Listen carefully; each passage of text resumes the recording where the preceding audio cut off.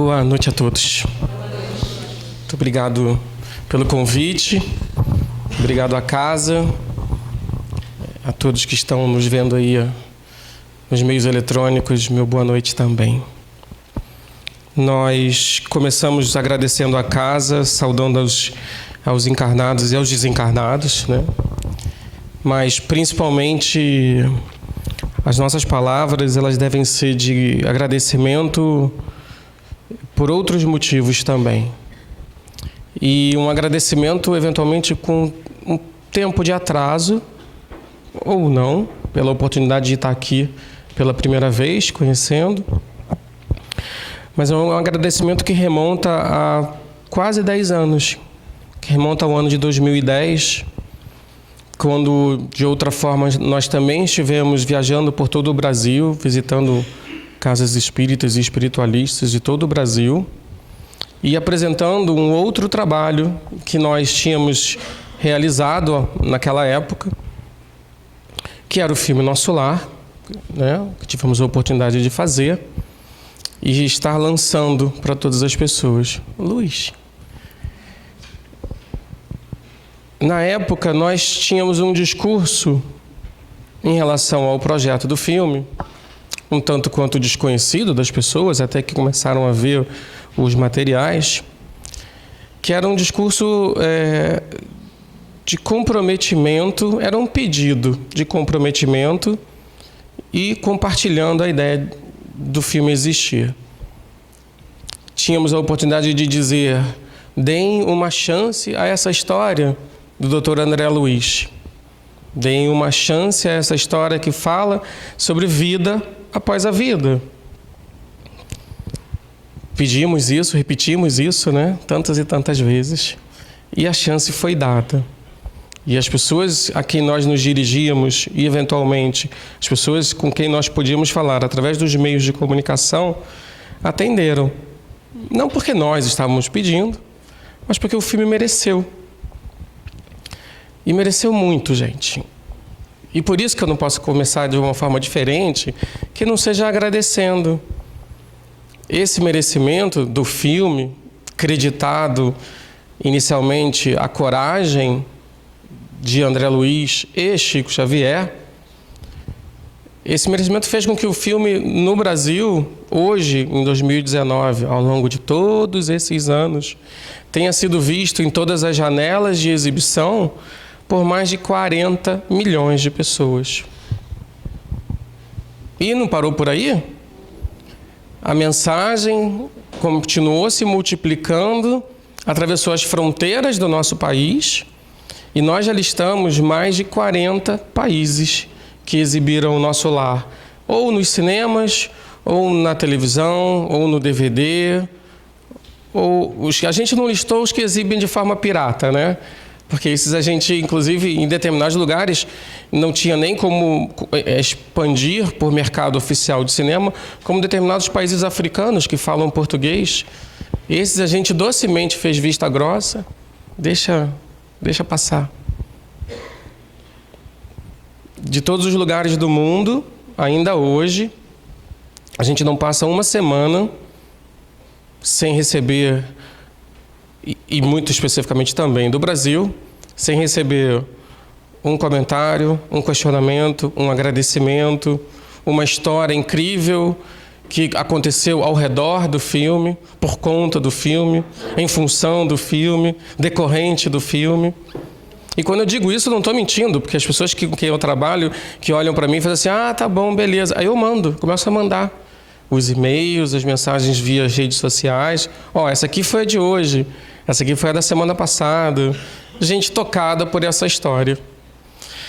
Isso tudo, obviamente, só começou porque vocês, que são o público, foram aos cinemas porque quiseram ver a história.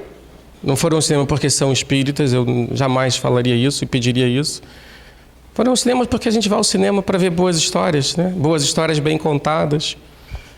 E, ao gostarem, recomendaram. Levaram alguém que vocês gostariam de compartilhar, de conhecer essa história. Tem gente que acredita que a cidade Nosso Lar é exatamente aquela que está no filme. Eu falo, gente, é só um filme. Não, mas para mim é daquele jeito.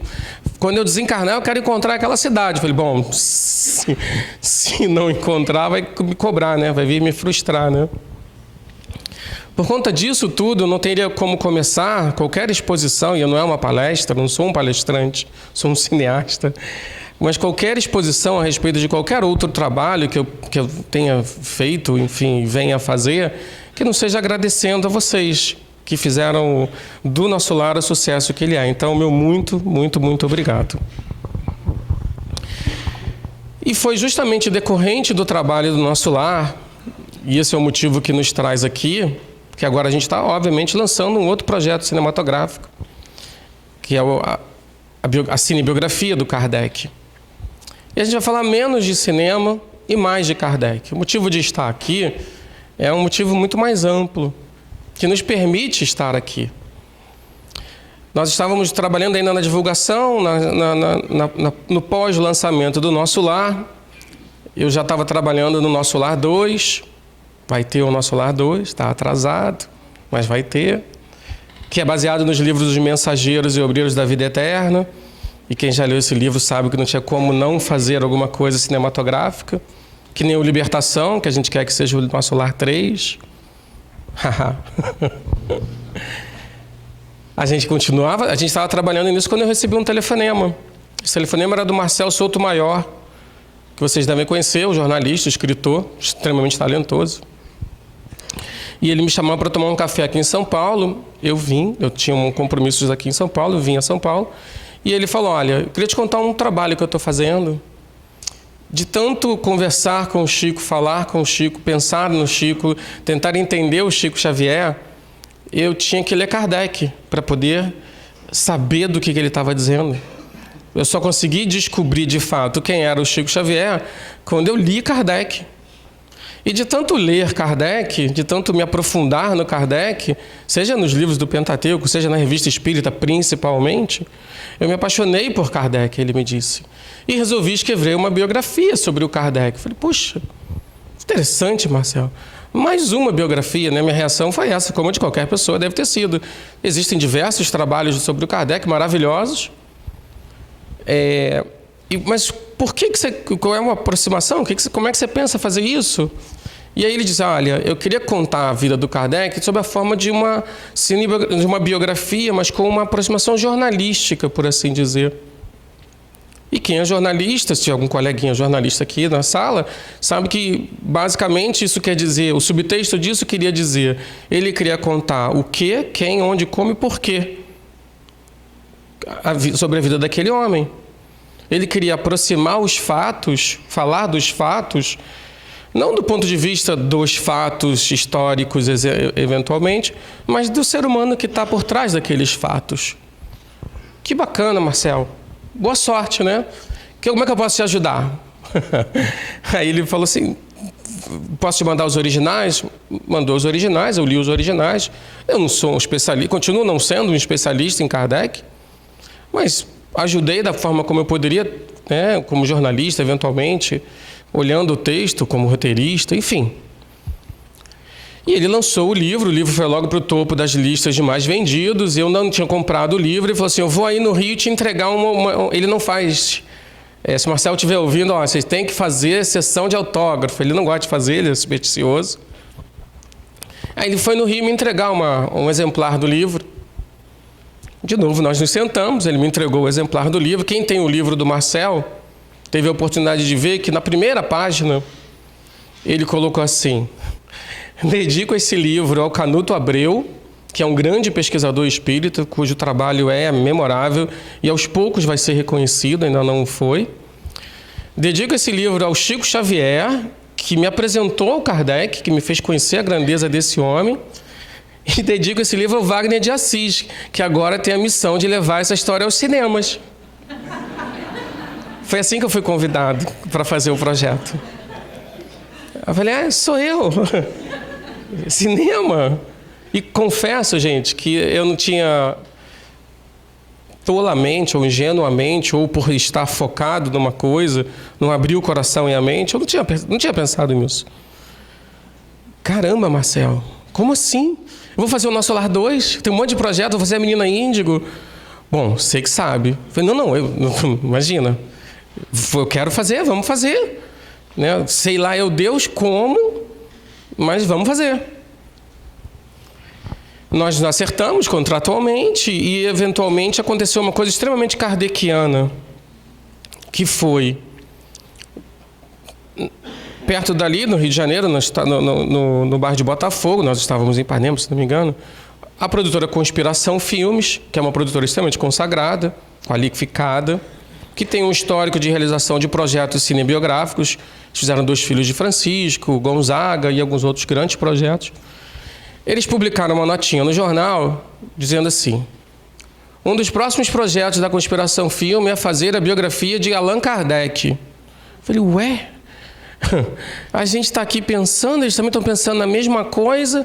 Aí veio um estalo assim, universalidade do conhecimento, né? As coisas, quando tem que acontecer, de fato, elas acontecem de diversos pontos diferentes, porque elas precisam acontecer. Isso é extremamente kardeciano isso, né?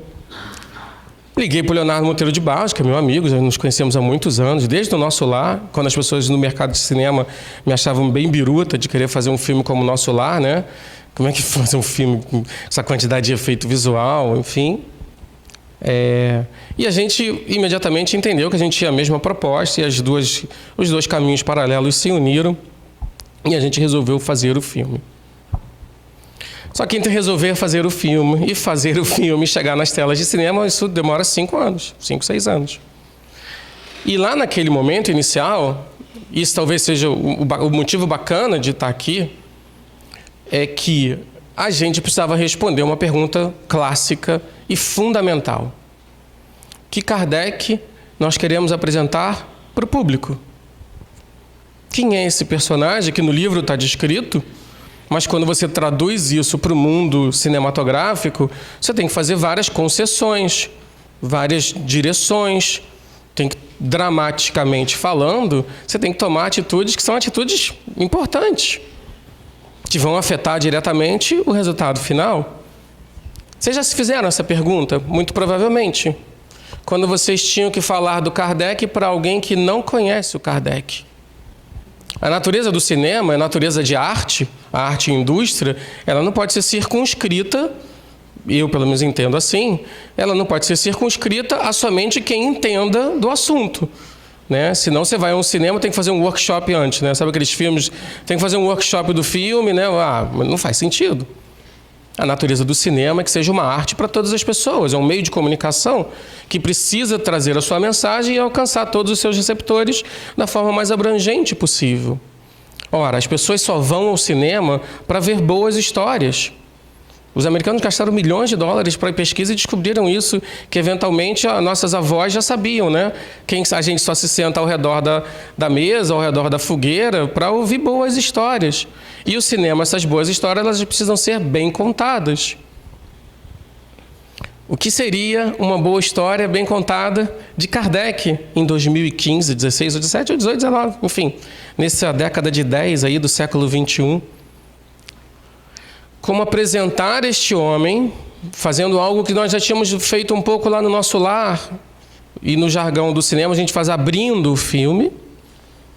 Como apresentar esse homem e seu tempo para os especialistas de Kardec, para os quase especialistas de Kardec e para os desconhecedores do Kardec. Que linha divisória tênue é essa que precisa conversar com os dois lados? São respostas que a gente tentou encontrar ao longo do processo. Obviamente, as nossas respostas estão na tela, que vocês vão ver no dia 16 de maio, mas aqui vale a nossa reflexão. Porque conforme nós fomos, de novo, remergulhar, reentender, ressignificar o Kardec com os olhos de hoje, logo você percebe que olhar para o passado com o olho do presente é quase injusto, né? É injusto. Porque a gente não tem claramente mais os códigos e a realidade de viver no século XIX. A gente não tem mais a significação do que era viver numa cidade como Paris, no século XIX, em pleno 1850, por exemplo. Então, se nós queríamos apresentar um Kardec para todas as pessoas, nós tínhamos que contextualizá-lo. E eu não sei como é que se já aconteceu isso com vocês, mas, obviamente, isso já aconteceu comigo muitas vezes, das pessoas que não conhecem o Kardec acharem que o Kardec era o Chico Xavier do século XIX, né? Então, o Kardec bota a mão na testa e escreveu lá os livros todos e inventou o pai do Espiritismo, a imprensa ainda publica isso, é o pai do Espiritismo, ele criou a doutrina espírita, fundador da doutrina espírita, e você vê, não é que você fala isso em grande público, em grande escala. A gente tinha que contextualizar. A gente tinha que entender a universalidade desse personagem e a humanidade desse personagem. Isso trouxe para a gente algo espetacular. Isso trouxe para a gente algo que eu aprendi com meu filho mais velho, de 10 anos, que significa #KardecVive. Viu? Todo mundo entende essa história do hashtag? Eu acho que não sabia. Ele vou colocar isso na exposição e não adianta. Por quê? Aí um companheiro do outro dia falou assim, claro, ele já deve ter reencarnado, ele está vivendo em outro lugar. Eu falei, não, é óbvio que o espírito dele imortal vive em algum lugar. Provavelmente em Júpiter, provavelmente em outra galáxia, ou provavelmente vindo aqui, ou provavelmente reencarnando aqui, enfim, é o espírito dele. Mas o que a gente quer dizer com isso é que a atualidade deste personagem, e aí certamente vocês não pensaram sobre isso, porque isso é decorrente de uma investigação, é extrema. Kardec é extremamente atual. E a gente não parou para pensar nisso. A gente no Centro Espírita, e enfim, posso dizer isso de cadeira, porque faço parte do movimento, né? Enfim, fui criado, nascido e criado, desenvolvido. Fiz até a primeira comunhão, né? Mas eu chorava lá com a hóstia na boca e via duas pessoas, uma do lado do padre, né? Assim, mentira, não publiquem isso, vai dar problema. Você contar a história deste homem e atualizar essa história, para a gente foi uma descoberta muito bacana. Para quem conhece o Kardec, não é fácil você dizer do Kardec para quem conhece o Kardec, certo? E aqui imagino que a gente... Quantas vezes alguém veio aqui fazer uma palestra sobre Kardec no Centro Espírita? Até então, o Kardec do Centro Espírita é aquele quadro que tem ali fora, daquele homem com aquele terno, meio de lado, sério. O Marcel fala, quase uma casaca de general, né? E isso é replicado da direita para a esquerda, da esquerda para a direita, em todos os livros da doutrina espírita. E pronto. Não faz sentido para a gente fazer isso para dentro de um personagem. Primeiro que aquele não é o Kardec de verdade. Aquele era como as pessoas faziam foto em 1860. Né? Quem fizesse uma foto rindo em 1860 ia preso, sei lá. Que era um momento de eternizar a sua imagem. Você não vê na pintura, nas fotografias mais iniciais, as pessoas sorrindo. Não é interessante? O passado não era sério, gente. O passado era sorridente, era alegre. Mas é o que a gente memoriza, os códigos do passado são as imagens sérias. Então a gente queria muito que, já que a gente parou de falar de Kardec pessoa física e não jurídica, tirar o Kardec de dentro do quadro. Tirar o Kardec da página do livro. E aí falar a palavra desconstruir é perigosa porque os puristas vão assim, vai desconstruir o Kardec, não faça isso. Morto de medo, porque santificou-se o Kardec naquele lugar lá e, enfim, acabou. Então, os especialistas sabem que ele nasceu em 1804, que ele foi estudar em Yverdon, que era discípulo de Pestalozzi. Isso tá fácil. Né? Que ele era um professor, educador. Isso quando você fala para o não especialista, você fala assim, professor, educador, autor de diversos livros, membro de academia científica. Essas informações, elas estão à disposição de qualquer pessoa. Mas aí eu pergunto assim para o especialista, como é uma doce brincadeira, com todo o respeito, e eu respeito porque são essas pessoas que formam as nossas opiniões, falam assim, conhece mesmo Kardec? Conheço tudo do Kardec. Já viu ele sujo de tinta? Já viu ele descabelado? Já viu ele cansado, irritado? Irritadinho da vida? Pé da vida? Já viu ele chorando? Já viu ele sorrindo? Mas é óbvio que isso não precisa ser dito. isso faz parte do ser humano. Opa! É isso que precisa ser dito. Porque é isso que traz para a gente algo que a gente descobriu e a gente espera muito que esteja na tela. A nossa imediata identificação com esse personagem. Isso é algo, das várias vezes que eu falei que é algo mágico, isso é algo mágico.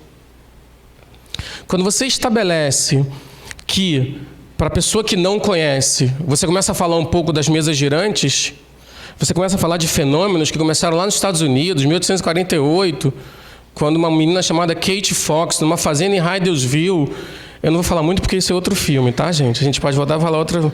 Mas quando essa menina, ela pergunta, Senhor pé descalço, se você que está batendo na parede da casa for alguém, responda. Ia de pedra? Não deu certo. Fui fazer o fenômeno. E pum, acontece em 2 batidas. Não deu certo, né, Magali? Quase. Bate no piano. A senhora está aqui. E estabeleceu uma comunicação entre as batidas e aquela menina de 12, 14 anos e sua irmã, Margaret Fox. E isso é delimitado como o início de um movimento espiritualista, porque isso deflagra algo que pegou no breu, como se um rastilho de comunicação entre o mundo invisível e o mundo visível. A América até então, a América antes da Guerra de Secessão, era um país extremamente espiritualizado, extremamente voltado para assuntos espirituais. Sim, é esse mesmo Estados Unidos. E aí elas começam a fazer sessões, as chamadas séances ou sessions, de conversar com os mortos. Lotavam teatros, 5.000, 7.000 pessoas em Rochester, em Nova York, Boston, Filadélfia. Isso imediatamente migra para a Europa, porque o movimento explode em todos os lugares com outras pessoas. O que levou Arthur Conan Doyle a dizer que era uma invasão organizada dos espíritos. Isso chega na Europa e, obviamente, toma a Inglaterra, toma a França, toma a Bélgica, né, o Reino Unido, a Holanda, enfim. E este homem, que vive ali em 1852, ele está preocupado, não com mesa girante, que para ele era uma grande bobagem, era crendice, que somos nós que vemos fenômenos e vemos fraudes e dizemos, isso tudo é bobagem. Ele estava preocupado com a formação do cidadão francês. Ele estava preocupado que um cidadão chamado Napoleão III, sobrinho do famoso, tinha se autoproclamado imperador. E o cara se autoproclamou imperador e disse, agora não tem mais congresso, não tem mais república. A república que tinha acabado de ser fundada em 1789, à base de sangue. Esse professor, que era conhecido no mundo educacional francês como um cara respeitado, como um cara que foi capaz de estabelecer novas diretrizes para o ensino básico francês, isso é importantíssimo quando a gente pensa no Rivaio. Hippolyte Léon Denisard Rivaio. A gente perguntou para os franceses, eles falaram, né? Hippolyte Léon Denisard Rivaio. Esse professor já tinha escrito um monte de livros sobre educação, sobre astronomia, sobre química. O cara que não conhece o Kardec fala assim, é mesmo? Que coisa, não sabia nada disso. Então ele enlouqueceu? A pergunta é essa, né? Então ele pirou, né? Deve ter tido um troço e pirou para acreditar nesse negócio de espírito. E ele era um cara movido à razão, porque em meados do século XIX, em meados da Revolução Industrial, os donos da verdade não eram mais os padres, nem os nobres, eram os cientistas, era a academia que dizia o que era fato, o que era verdadeiro para a sociedade. E ele fazia parte de um monte de academia de ciências, academia de física, academia de astronomia. Ele era formado em anatomia, até diziam que ele era médico. Não era médico, era formado em anatomia, porque fazia parte da formação dos homens. Um cara que dava aula desde os 16 anos de idade e se formava. Era uma pessoa movida por intelecto. Uma pessoa movida por intelecto não tem emoção? Uma pessoa movida por intelecto não tem fé? E, obviamente, ele rejeitava os fenômenos das mesas com toda a razão. Nós também o rejeitaríamos, dizendo, coisa de maluco, gente. As pessoas se reúnem num salão e ficam perguntando se elas vão casar, se elas vão arrumar um emprego, quem vai ser o próximo imperador, se quem é que... Quantas moedas eu tenho no meu bolso? Adivinha aí, espírito. Coitado dos espíritos. Trabalheira, pensou isso no mundo de hoje, né? E ele, aos 53 anos incompletos... logo depois de pedir aposentadoria, porque a escola e a sala de aula dele é invadida pelo catolicismo, que passa a ser a religião oficial, ele decide parar de dar aula. Olha que decisão impressionante, eu vou me aposentar. A gente não se aposenta assim com facilidade, ainda mais, e a expectativa de vida, mesmo na França, em 1850, não era alta. Você se aposentar, você fala assim, ó, pronto, morri, né? O que eu vou fazer do resto da vida? Certamente tinha uma vida estabelecida, tinha um trabalho social, uma relação social muito forte, mas se você diz, eu vou parar de dar aula depois de 30 anos, é uma decisão muito pesada, muito forte. É quase como você diz assim, fim da linha. Como você avalia emocionalmente um homem nesse momento, fim da linha? E aí ele se permite, nesse momento, visitar uma dessas reuniões doidas em que as mesas giram e supostamente falam, dizendo, sabendo, dia que uma mesa tiver cérebros para pensar e nervos para sentir, eu rasgo meus diplomas. Toda razão. A gente faria a mesma coisa. Quando ele descobre, quando ele percebe o fenômeno e ele vê um nível de pesquisa, um nível de interesse de pessoas ao redor dele, pessoas a quem ele respeitava, e aí sim ele começa a dizer assim, olha, eu posso tentar entender o que está acontecendo aqui. Eu posso tentar descobrir que história é essa dessa comunicação, dessa resposta inteligente que certamente tem que ter uma causa inteligente. Ou é dos médiuns que estão sentados, ou a mesa não pensa. E aí ele mergulha no que arquetipicamente a gente pode dizer até na jornada do herói. Mitologicamente é clara e inequívoco a jornada do herói. O herói mitológico é aquele cara que está no seu cantinho, recebe um chamado. É que o cinema pasteurizou isso, né? Mas o herói mitológico, ele está na sua vida, no seu mundo normal, ele recebe um chamado para uma aventura. Normalmente ele nega porque ele sabe que aquilo é poderoso, ou ele tem medo, enfim. Mas aí quando ele topa realizar a aventura, é uma aventura de transformação. É uma aventura que vai transformar ele a ponto de ele deixar de ser a pessoa que ele era e se desvincular do eu dele e voltar para o mundo normal dele, transformado e transformando. Gente, começaram a fazer uma conexão com a vida do Kardec? Até então ele era só o professor Rivaio, só. Ele era um incrível professor Rivaio, casado com a Amélie Gabrielle Boudet, falar um pouco dela depois. E aí ele resolve mergulhar de cabeça para descobrir que fenômenos é aquele. Muito provavelmente, e é óbvio, que seria hipoteticamente falando óbvio, ele deveria ter feito aquilo para desmascarar o fenômeno. Porque faz todo sentido. Olha, eu vou provar para vocês que magneticamente, eletricamente, porque ele tinha estudado magnetismo também, esse fenômeno está acontecendo porque a mente das pessoas, alguma teoria ele devia ter. E aí ele desenvolve o que a gente chama de método da Universalidade do Conhecimento, que foi o que eu lembrei quando a conspiração tinha um projeto, etc. e tal. Ele desenvolve o método dizendo, eu vou fazer perguntas para 10 pessoas, elas não se conhecem, elas não têm WhatsApp, nem telefone uma da outra. Perguntas em diferentes lugares de Paris, e as pessoas... Paris não era uma cidade bacana de passear, né? Paris era uma cidade cáustica, de ruelas, ela não tinha as avenidas que ela tem hoje. Tinha uma taxa de mortalidade infantil altíssima e tinha uma taxa de suicídio mais alta ainda. Era insalubre, escura, cheia de violência. A pessoa não saía para bater perna. Vou até o outro lado da margem de Gauche, então vou dar um rolê ali pelo outro lado. As pessoas viviam no seu mundinho. Iam para o seu trabalho, quem trabalhava, quem participava de fábrica, qualquer coisa, e voltava para as suas casas. E, eventualmente, socialmente, uma classe um pouco mais elevada, já se separava um pouco a sociedade em classe, convivia nos salões literários, nos salões de música. Mas a grande maioria da população era casa, trabalho, trabalho, casa. E imagina a expectativa de vida, a expectativa de esperança, quero ser feliz. Você acha que alguém falava nisso em 1850, gente? Tô nem aí, vou tomar minhas atitudes porque eu quero ser feliz. Ninguém falava isso. A gente não pensava sobre isso em 1850. Pensava assim, sobreviver, estabelecer algo na família, comer, dormir, procriar e seguir adiante. E quando ele desenvolve esse método, essa pergunta que eu faço para 10 pessoas diferentes que não se falam, se a resposta é a mesma, significa que a origem é a mesma. Então, se você responde algo diferente de outras 9 pessoas, você, como mecanismo de comunicação, sofreu algum ruído, e eu vou prestar atenção no que você respondeu, mas não faz sentido. Então eu vou fazer outra pergunta para você, outra pergunta para ela, outra pergunta para ela.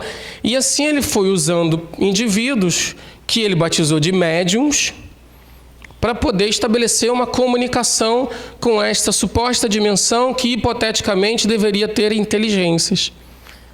E aí as coisas começaram a clarear para ele. E aí, para um homem de ciências, sem a vaidade do homem de ciências, para um homem de ciência devotado ao conhecimento, aí é o que a gente chamaria hoje lá no Morro da Mangueira, sopa no mel, né? É delicioso, vou descobrir que hipóteses e possibilidades e probabilidades estão sendo comprovadas. Aí ele passou a pesquisar todo dia. Imagina o que seria pesquisar todo dia. Quantas vezes vocês vêm ao centro espírita por semana? 1, 2. Né? Quantas vezes tem reunião mediúnica no centro espírita por semana? Todo dia? Aqui tem todo dia reunião mediúnica? Não, né? Poucos centros fazem reunião mediúnica todo dia. Mas imagina você ser o centro da reunião mediúnica. Porque aí ele começou a fazer uma coisa espetacular, que não se faz mais hoje porque seria inviável, né? Ele começou a evocar e perguntar questões para os mortos. E dar vida aos mortos. E descobrir que os mortos não estavam mortos. Para um cientista, isso muda tudo. Tudo. Estou dando um spoiler aqui, Magali, não deveria ter falado essa frase. Né? Não tem problema. Já está quase estreando, já posso fazer. Ao mudar tudo, muda também a vida dele. E aí a gente descobre e fala lá para os especialistas e para os não especialistas que a história do Kardec é #Kardec vive, porque é uma história de transformação. É uma história poderosa de reforma, de transformação de uma personalidade. Ou ele não foi o primeiro espírita da história? E ele mesmo que descreve, reconhece o verdadeiro espírita pela sua capacidade de autotransformação, a tal da reforma íntima. Quem mais se reformou do que ele inicialmente? Do ponto de vista clássico, do que se refere a entender o mundo que cerca e fazer com que esse entendimento transforme o seu emocional, o seu interior. Engraçado que nas suas pesquisas, tão grandiosamente, ele podia perguntar, e aí ele queria... Imagina, se você tem a possibilidade de falar com qualquer pessoa que tenha morrido, se coloca no lugar dele. Quem que vocês iam perguntar? Queria chamar-se aqui o parente, né? Parente, óbvio. Avô, avó, mãe, pai, irmão, tio, lá. E aí ele descobre que os espíritos não sabem tudo. Cara, os senhores são medianos, né? Primeira coisa que o cara descobre, os caras não sabem de tudo. Então ele desconstrói, literalmente, um mito de que morreu, virou anjo, morreu, sabe tudo. O espírito chegava lá e ele perguntava alguma coisa sobre química. Hein? É óbvio, é o fulano, porque ele não sabia nada de química, continua não sabendo, né? Nós somos os mesmos depois que morremos. E aí você descobre que a vontade dele era falar com... O espírito vem responder para ele. Muitas vezes, a miúde, ele está ao seu lado te acompanhando. De quem que a gente está falando? Do filósofo Sócrates. Ele queria falar com o filósofo Sócrates. Olha que interessante. Vocês já fizeram essa pergunta? Tira o parente, né? Tira a galera de perto, né? E, obviamente, tira Jesus, porque aí também não dá. Brincadeira não dá certo. Se bem que no lugar dele, teve um espírito que se auto-intitulou A Verdade. A você chamar-me a verdade, estaria aqui 1/4 de hora para tirar tuas dúvidas. Amigo, se coloque no lugar do professor racional que estava transformando a sua própria razão, acoplando a ela de uma maneira inédita até então, algo que só se viveu na antiguidade, acoplando a razão a algo que, além de ser inédito, era quase uma heresia, que era a fé. Criando a dualidade fé raciocinada, que nos comove até hoje, particularmente, eu posso dizer que me comove até hoje. A gente tem o direito e a capacidade de entender, tem coisa que a gente não entende, mas um dia vai entender, porque é a nossa incapacidade de entender, mas ela é compreensível por alguém que tem essa capacidade. E aí ele estabelece um novo eu para ele, com o nome de Allan Kardec, porque teria sido um pseudônimo, ele faz isso para proteger-se, proteger o conteúdo, lança o livro, aí o especialista diz, 18 de abril de 1857. 18 de abril de 1857. E a gente vê que, assim como nós, a história de Kardec é também uma história de transformação. É isso que a gente gostaria de levar para as telas de cinema. A gente espera que seja isso que esteja na tela de cinema e que isso possa transformar o espectador ao tocá-lo, dizendo: olha, você também é assim, isso faz parte da sua vida. Você também pode. Em algum momento você teve contato com essa realidade, em algum momento você começou a racionalizar a sua fé, em algum momento você entendeu que você tinha suas imperfeições, em algum momento você possibilidade de entender quem são as pessoas ao seu redor, em algum momento você reforçou sua fé em Deus. Ele passou por isso tudo e em vários momentos isso tudo foi questionado, foi vilipendiado, foi traído, te disseram que você não só vai naquele lugar lá para arrumar espírito, tudo, como é que é, hein? Quanto mais você procura espírito, mais problema te aparece. O que você está fazendo lá no centro espírita? E a gente se identifica porque é atual, continua sendo arquetipicamente a mesma história mitológica de transformação a que nós vivemos. Enfim, a gente foi filmar. Conseguiu o financiamento, é a parte mais dura de fazer um filme, é financiamento. Estava falando que é o que mais gera ansiedade para a gente, é financiamento. Nós vivemos num país com suas características e etc. E esse etc é bem etc, né? Que a gente não vai entrar nesse assunto aqui. Eu tinha pedido, e a Eliana Soares e Leonardo Monteiro de Barros, Eliana, que foi a capitã do barco junto com a produção, né? O capitão do barco da produção junto comigo, a gente navegou junto. Lilia, a gente tem que filmar em Paris, cara. Mas vai filmar em Paris é filmar em euro, né? Custa 4 vezes mais, né? Você não, nem em turismo você dorme em euro, né? Porque o turista dorme meia-noite e acorda às 4h30, né? Porque dorme em real. Em euro você fica acordado. Imagina filmar. Mas, enfim, deu super certo. A gente conseguiu estabelecer uma filmagem em Paris. E lá fomos nós, chique, né? Filmar em Paris. Peguei até aquela minha boina parisiense. Nem consegui usar. Não tem uma foto minha de boina. E funciona assim. Você vai filmar. Paris é uma cidade visitada por 4 milhões de pessoas por mês. Então, você coloca a câmera, a gente escolheu várias locações que sobraram de uma Paris que não existe mais, ruas incríveis de época, cheia de pitoco de estacionamento. Mas dá para arrancar os pitocos, depois a gente põe de volta? Não, não dá. Não dá para filmar aqui, cara. Quem foi o ser humano que botou os pitocos aí, sabe, aquela coisa... Escolhemos uma ponte de La Tournelle, que é essa que está no pôster, em frente a Notre Dame. Notre Dame é a personagem do nosso filme. E historicamente acabou ganhando uma importância muito maior, né? Interessante. E quando você põe a câmera, você quer fechar uma ponte em frente a Notre Dame. Sabe como é que é, né? Você põe a câmera, você fala, atenção, foi som, câmera, ação, vum, passa um cara de patinete, assim, todo vestido de preto, capacete vermelho, fazendo assim, né?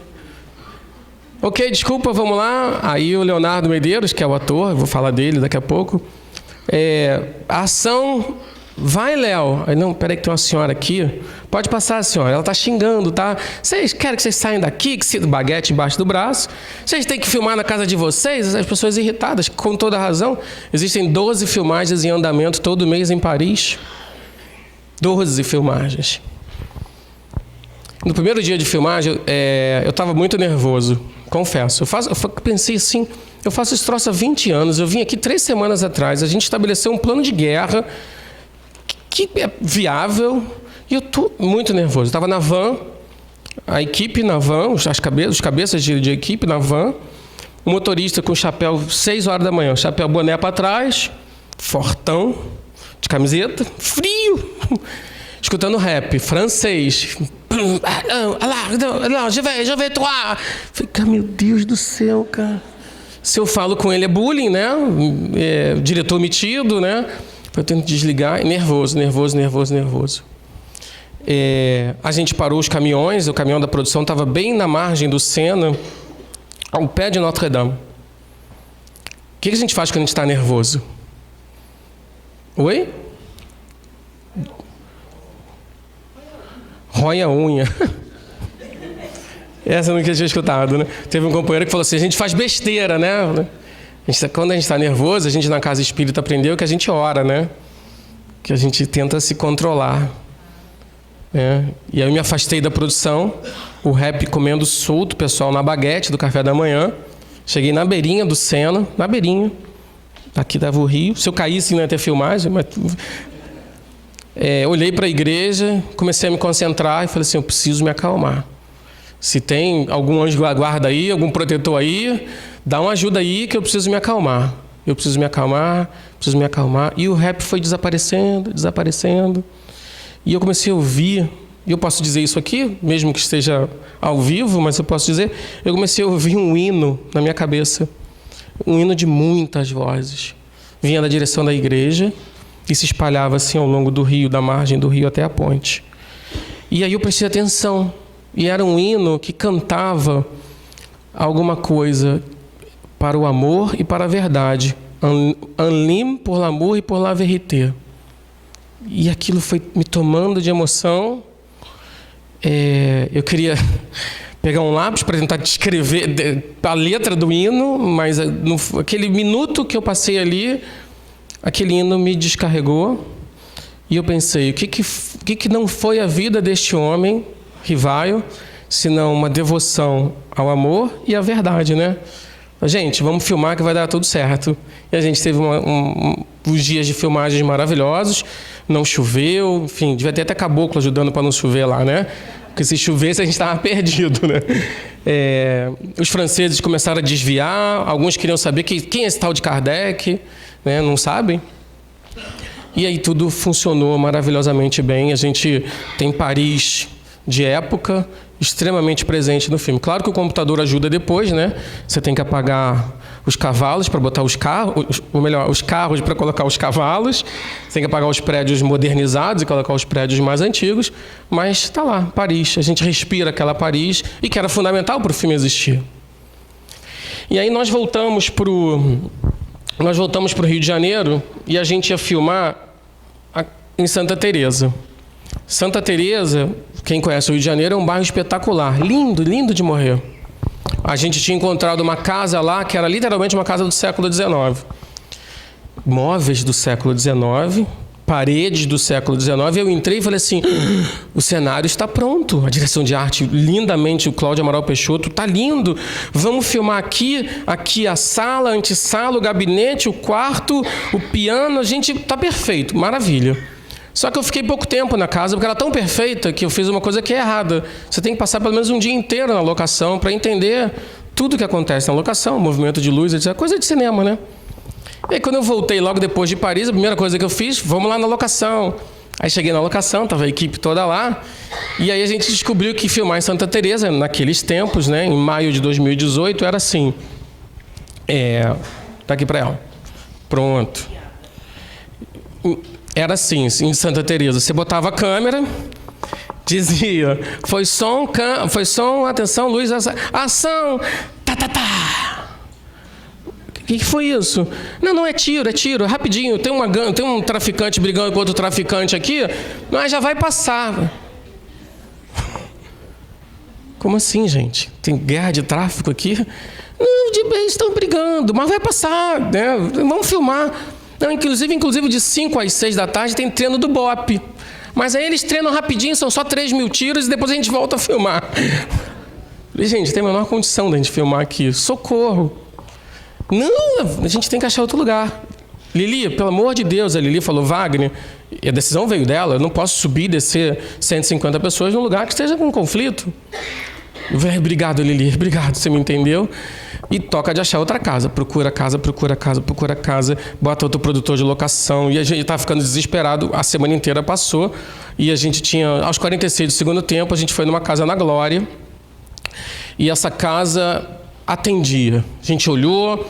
Então a gente pode construir uma parede aqui, uma divisória, traz os móveis, vai ter que virar à noite. A equipe do Cláudio Amaral e do Elcio, os diretores de arte, já está com o olho arregalado, mas, gente, é assim, né? Você faz com paixão, com dedicação, tem que ser. Vamos lá, mas a gente não tem certeza ainda. E aí o Bruno, que é o diretor, o chefe do platô, platô em cinema, tudo que acontece num set de filmagem a gente chama de platô. Onde para o caminhão, onde é o banheiro, onde é o camarim, onde é o set de filmagem. Tem que ter alguém para organizar esse circo, né? E chama de platô e tem um chefe do platô. E o platô checa sempre condição de segurança, condição de eletricidade. E aí o Bruno vem na minha direção, deixa eu ver se está aqui. Ele vem com um papelzinho desse tamanho assim e fala assim, ele já tinha feito o Nosso Lar comigo. Ele e a Sofia Sadia, eles têm direção. Wagner, olha o que a gente achou. Estava preso na porta da caixa de luz por dentro. Aí eu peguei o papel. Isso aqui no meio da locação, no meio da equipe, todo mundo ao redor. Porque é assim, né? Você vai tomando decisões e deflagra um monte de coisa ao redor. Peguei o papel, abri. Eu não usava óculos na época. E estava escrito assim: vamos elevar o nosso pensamento a Deus, o Senhor do Universo, para antes de mais nada agradecer a bênção do trabalho que agora executamos e pedir que todos nós sejamos envolvidos na sua luz bendita para que tenhamos calma, lucidez, paz e harmonia e transformar toda e qualquer energia saturada em leveza, amor e realização. Que Deus esteja sempre ao lado de cada um de nós e que seus anjos, nossos queridos guardiões, possam igualmente nos iluminar e proteger, graças a Deus. Era uma oração, essa aqui é a foto da oração, não tinha assinatura. Falei, gente, vocês se virem, mas a gente vai filmar é aqui, né? E a gente estabeleceu como a casa do Kardec. No último dia de filmagem, a Sofia dobrou a oração, junto com o Bruno, foram lá, botaram por dentro da porta de luz e a gente agradeceu e devolveu a oração. Né? Ela vai estar no livro de bastidores que a gente acabou fazendo. É um livro que não deu para conter, a gente foi escrevendo crônicas e crônicas e crônicas. Aí o Marcel leu as crônicas e falou assim, vou revisitar o Kardec. Vou lá na Revista Espírita pegar vários Kardecs do ponto de vista do filme. E a gente acabou fazendo um livro de bastidores que depois a gente vai estar provavelmente lançando e fazendo. Mas o importante, isso é de menor importância do ponto de vista do projeto. Todos os dias de manhã, esta oração foi lida no set de filmagens. E eu nem chamava de oração, eu falei assim, vamos fazer o nosso início de trabalho, porque você está trabalhando com pessoas de todos os níveis, de todos os matizes, de todas as origens religiosas. Não precisa ser espírita para fazer um filme cuja temática é espírita. Na verdade, não precisa ser espírita para nada. Precisa ser espírita para você, né? O espiritismo é a nossa melhor ferramenta, né? O nosso melhor óculos para poder enxergar o mundo e produzir o que o Kardec nos ensinou a produzir. E tinha gente que pedia para fazer, gente que eu sabia notadamente que era de outras religiões. E aí aquele pequeno grupo que se reunia no início da filmagem para fazer a oração, esse grupo começou a crescer. E todo mundo foi fazer. A gente, posso fazer oração hoje? Pode fazer oração. E quando acabou, a gente estava todo mundo feliz, pediram a oração, a gente compartilhou a oração. Ou seja, a gente foi um trabalho como uma grande caravana de trabalho. Outras coisas acontecem, mas nada disso é especial a ponto de a gente dizer que a gente é privilegiado. Isso faz parte porque estamos sintonizados com a mesma sintonia que vocês têm aqui no grupo de vocês e que existem tantos e maravilhosos grupos de movimento espírita no Brasil. É um movimento pujante, poderoso, silencioso ainda para os padrões de hoje, mas talvez tenha que ser silencioso. Talvez tenha que ser silencioso porque ele é barulhento internamente e quando ele produz transformações, ele não só falseia transformações, ele não maqueia transformações. Ele produz transformações de verdade. E você pode questionar o aspecto científico, o aspecto filosófico da doutrina espírita, você pode questionar, tem o direito de questionar, mas você não questiona a caridade, você não questiona o trabalho social. E quando essa doutrina nasce, codifica-se dessa forma, ela codifica-se baseada na força daquele espírito da verdade. Isso é um bom momento de reflexão. A gente está trabalhando para anunciar a existência do filme, mas muito mais do que a existência do filme, a gente quer trazer a possibilidade de falar de Kardec. Wagner, você está cansado por causa da maratona? Estou cansado, mas estou feliz da vida. Quando eu vou poder fazer isso de novo? Não vai ter Kardec 2, Kardec 3? Sei lá, só tem o Kardec. Né? Vou eu filmar daqui 10 anos Kardec de novo? Não vai. Em que momento é esse que a gente pode, e principalmente nos tempos atuais do nosso mundo e do nosso país, em que a gente trabalha com intolerância religiosa, e ele viveu intolerância religiosa, e que a gente trabalha com intolerância à liberdade de informação, e ele viveu a intolerância à liberdade de informação, ou o que foi o Auto de Barcelona, a queima dos livros, se não um movimento de censura absoluto.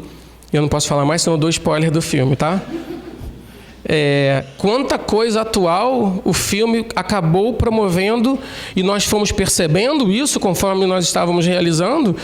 Ele passa a ser, a Elo Winter lá da Sony, ela tem pregado uma frase. Hoje eu vi a frase e falei, Elo, isso é maravilhoso. Porque ela botou embaixo assim do pôster do Kardec uma frase dizendo assim: o filme é uma história sobre o passado que nos ensina a transformar o futuro. E é exatamente isso que a gente está tentando apresentar.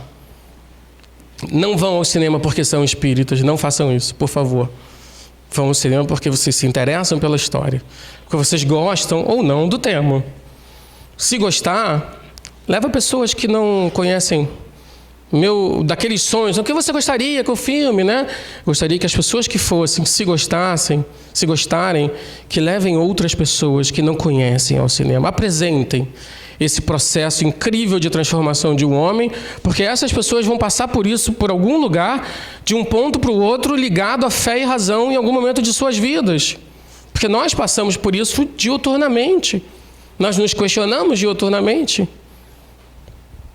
E quando a gente abre a porta da casa de Revival, a gente não encontra só um homem poderoso em seu processo corajoso, em seu processo de transformação. A gente encontra uma pessoa que a história não prestou a devida homenagem, que a história não prestou a devida deferência, que é a Amélie Gabrielle Boudet, que é a esposa do Kardec.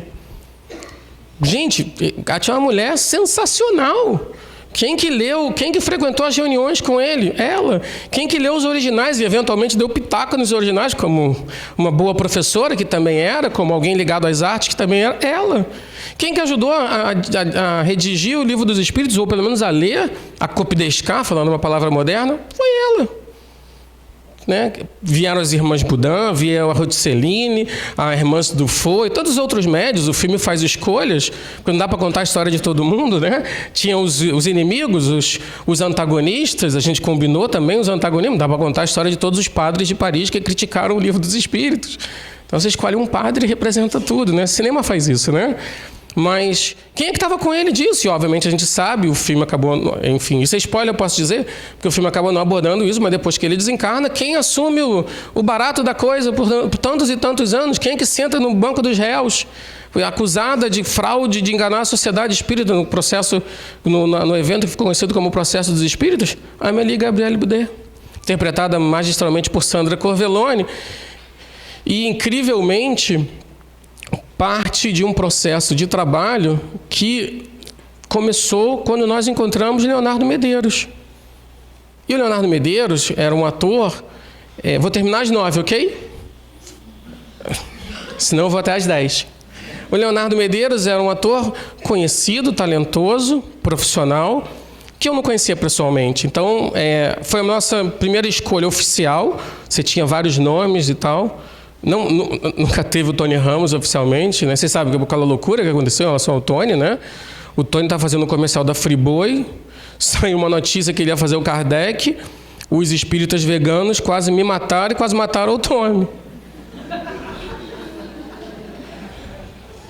São as pessoas que não passaram pela transformação totalmente, né? Eu liguei para o Tony envergonhadíssimo. Tony...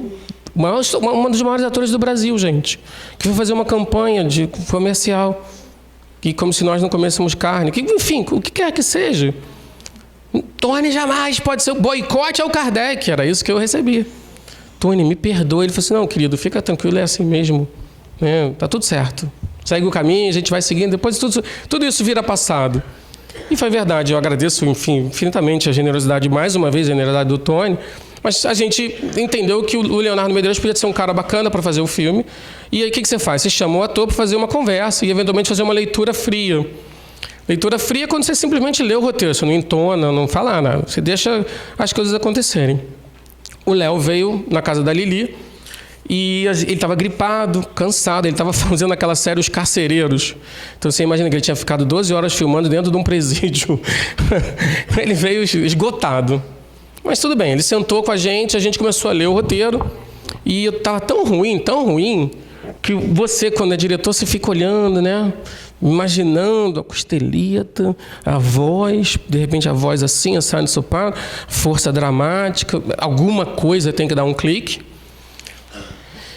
acho que vai dar, né? Mas aí tava tão ruim a leitura que eu falei, Léo, vamos parar aqui, página 30, né? Vamos fazer essa maldade contigo. Tu tá gripadaço, cara. Não, desculpa, tô muito gripado. Olhei para Lili, senti que ela tinha também pensado no que eu pensei, mas é o seguinte, a gente queria te convidar para contar essa história com a gente. E é isso mesmo, a gente conta a história junto.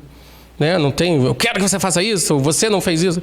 Tem que contar a história junto. Todo mundo tem que contar a mesma história. Ele olhou para mim e falou assim, cara, eu quero.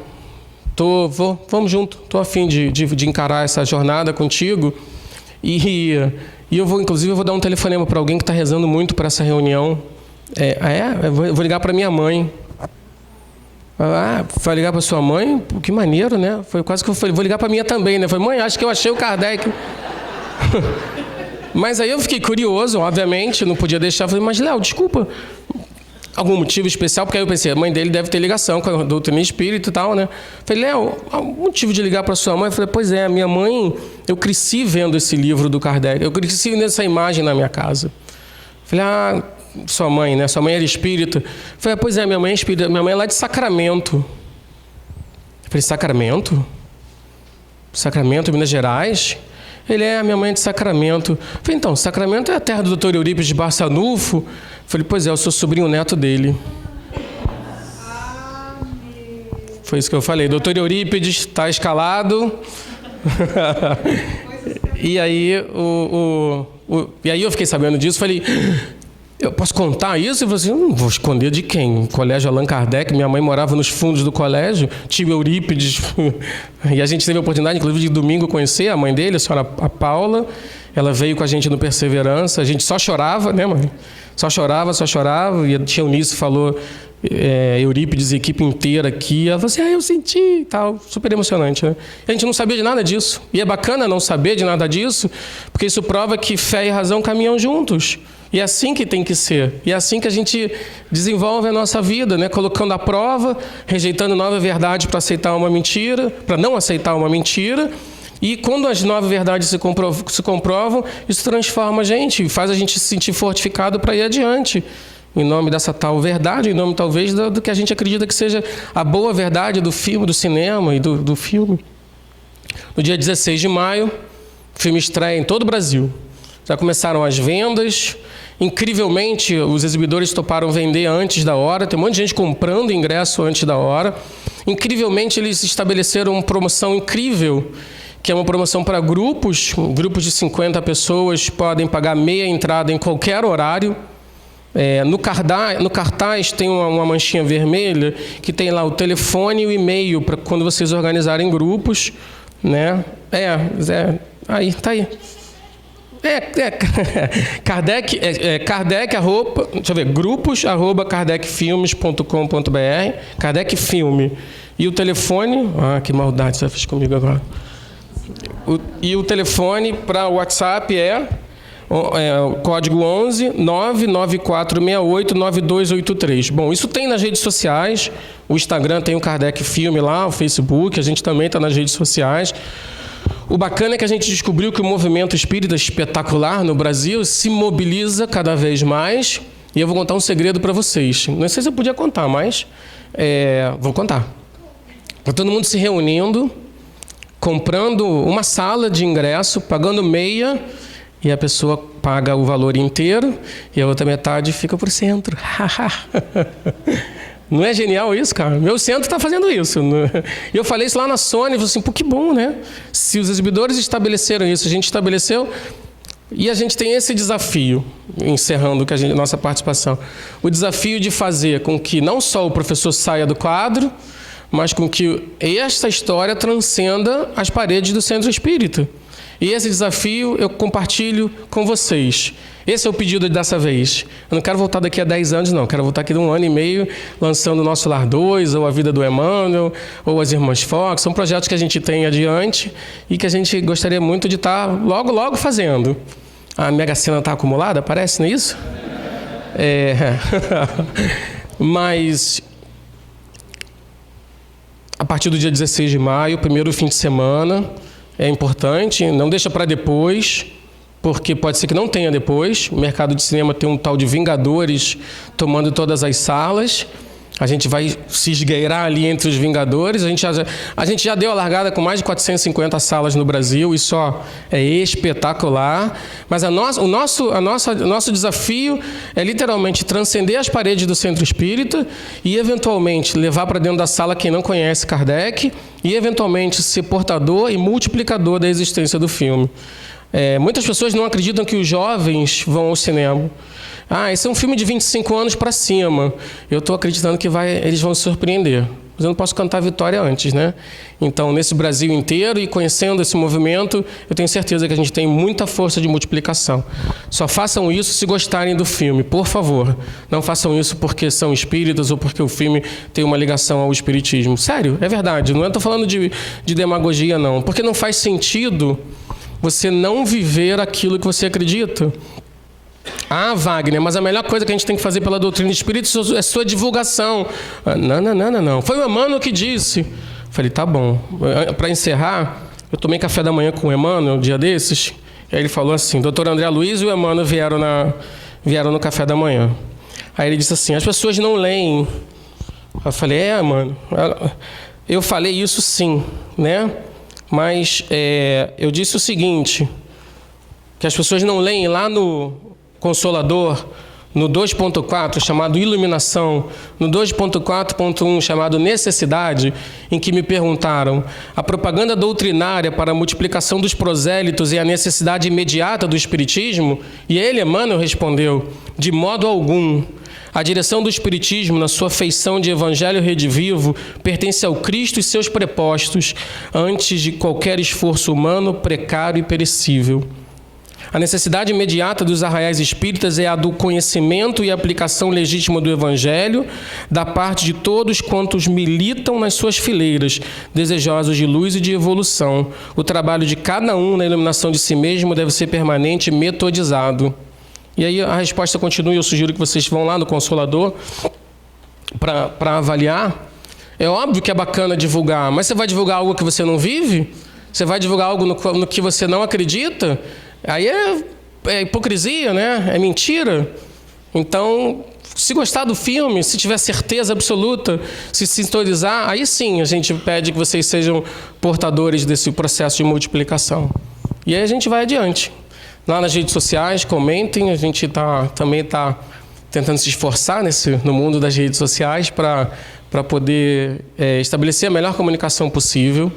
E, sim, que a partir do dia 16 de maio seja uma nova e doce invasão organizada, dessa vez nas salas de cinema. Isso eu acredito a vocês novamente.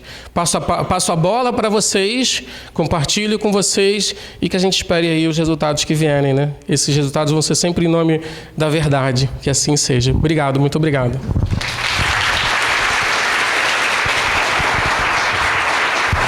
Vou passar agora para vocês, quem ainda não teve oportunidade de ver, imagino que alguém não tenha visto ainda, também está nas redes sociais o trailer do filme. Apaga a luz para mim antes, por favor, e bota bem alto.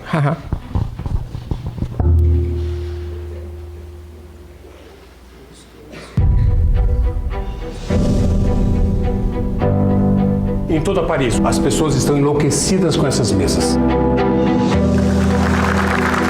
Desespero nesse mundo sombrio. Só isso poderia explicar a crença em almas de outros mundos. Vamos acabar com essa farsa.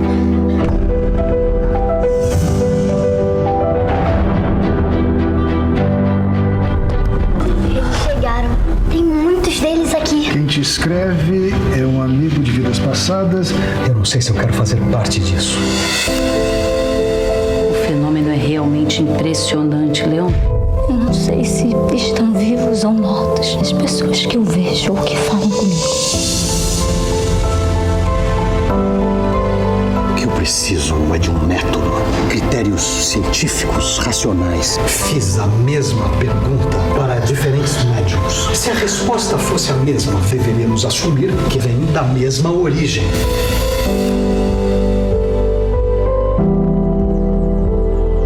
Estamos diante de uma nova e definitiva revolução. O Livro dos Espíritos. Um brinde.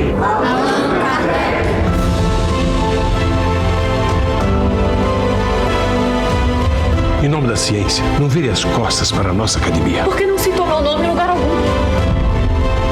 De hoje em diante, vou responder as cartas também. Afinal, somos estrelas gêmeas.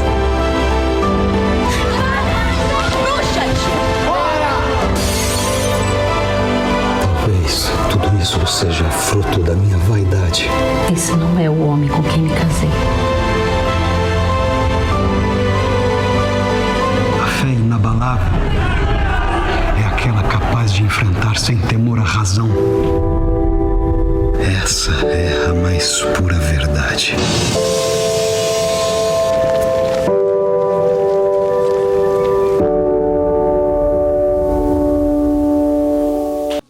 Oi, gente, eu sou o Wagner de Assis, diretor do filme Kardec. Estou aqui para convidar todos vocês no dia 16 de maio para a gente realizar uma invasão organizada nas salas de cinema. Lembra lá, do primeiro fim de semana, sala lotada, longevidade para o filme. Kardec vive e eu estou aqui para compartilhar isso com vocês, agradecendo desde já e pedindo que vocês sejam multiplicadores da história do filme. Ó, Kardec, 16 de maio nos cinemas. Fala galera, eu sou o Júlio Sena do canal Coaching Espírita. Eu quero convidar você que está acompanhando esse vídeo para se inscrever no canal da TV3, ativar o sininho, porque ó, todo domingo tem palestra aqui ao vivo. Você pode interagir, mandar seu comentário, curtir e principalmente compartilhar, né? Porque o mundo precisa de mais vídeos como esses, palestras e canais como o canal da TV3. Então, TV3, se inscreve, curta, comenta, compartilha e ativa o sininho. A gente se vê. Tchau!